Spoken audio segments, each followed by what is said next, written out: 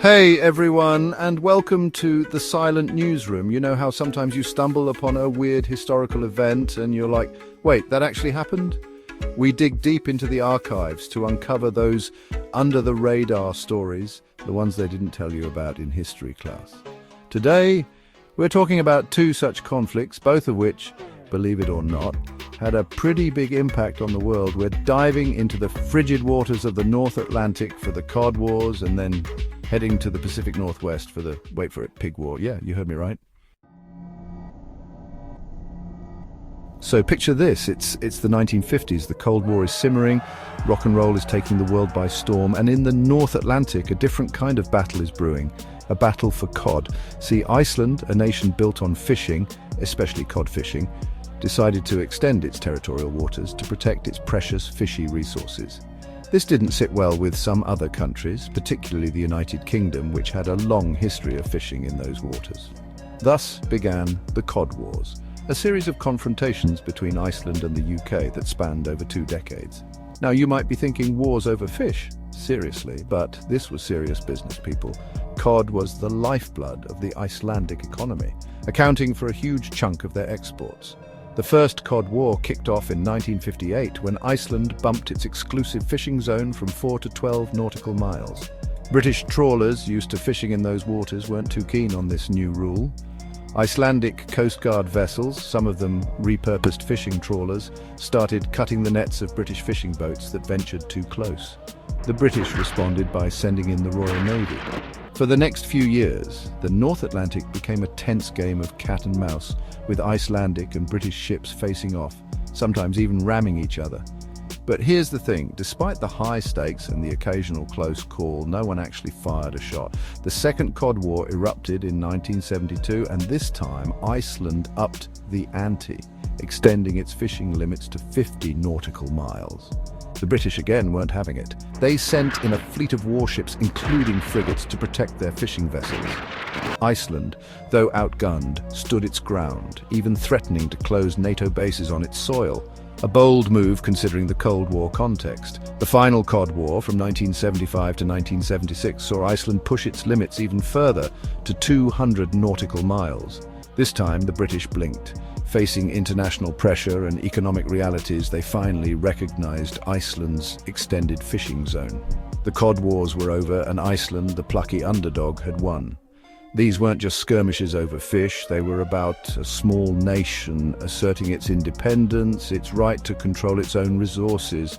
The Cod Wars had a lasting impact, shaping international maritime law and setting a precedent for other countries looking to protect their own waters. Okay, from fish fights to, well, a pig fight. Let's journey now to the Pacific Northwest, to a place called San Juan Island. It's 1859 and tensions are already high between the United States and Great Britain over, you guessed it, borders. The two countries were supposed to share the island, but a poorly worded treaty from a few years back left things a bit, shall we say, ambiguous. Enter a pig, or more specifically, a potato-loving pig owned by a British farmer named Charles Griffin. This pig had a habit of wandering onto the property of an American settler, Lyman Cutler. Now Cutler had asked Griffin to keep his pig off his land, but the pig, being a pig, didn't listen. One fateful day, Cutler found the pig munching on his potatoes and, well, he shot it. This wasn't just any pig shooting, this was an international incident waiting to explode. The British authorities on the island threatened to arrest Cutler. The American settlers in turn called for military protection, and just like that, things escalated from 0 to 60.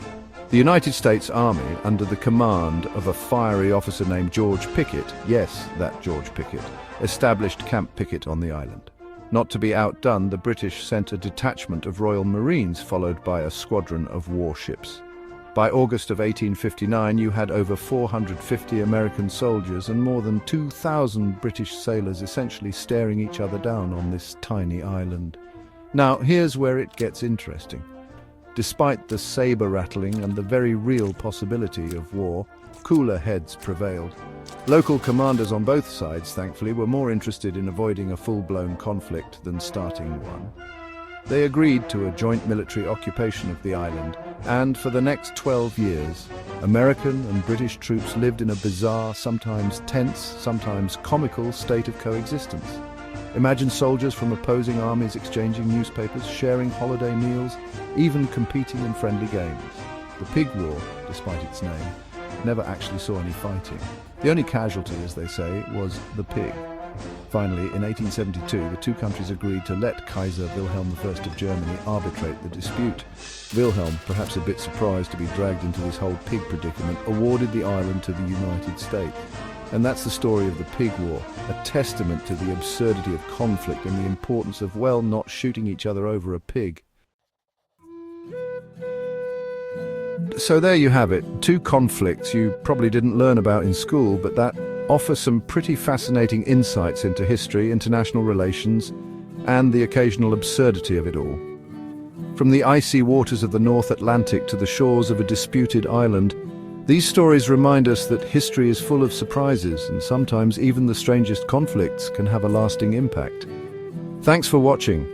If you enjoyed this video, please like and subscribe to The Silent Newsroom for more untold stories from history. Be sure to hit that notification bell so you don't miss out on our next historical deep dive. Until then, keep exploring, keep questioning, and keep those brain synapses firing.